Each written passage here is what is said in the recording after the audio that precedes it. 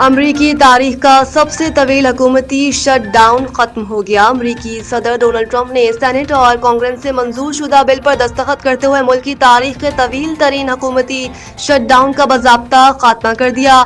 کانگریس میں shut down کے خاتمے کے لیے 222 اور مخالفت میں 209 ووٹ پڑے۔ 43 روز تک جاری رہنے والے اس شٹ ڈاؤن کے باعث امریکی وفاقی محکمے مفلوج رہے اور لاکھوں افراد متاثر ہوئے۔ صدر ٹرمپ نے کہا کہ شٹ ڈاؤن کے باوجود امریکی معیشت مستحکم رہی، اسٹاک مارکیٹ بلند ترین سطح پر پہنچ گئی ہے اور اسٹاک کی قیمتوں میں 48% اضافہ ریکارڈ کیا گیا ہے۔ انہوں نے ڈیموکریٹ ارکان کی تعریف کرتے ہوئے کہا کہ شٹ ڈاؤن کے خاتمے میں جن اراکین نے تعاون کیا وہ قابل تحسین ہے۔ صدر ٹرمپ نے اعلان کیا کہ آئندہ کسی کو دوبارہ شٹ ڈاؤن کی کوشش نہیں کرنے دی جائے گی۔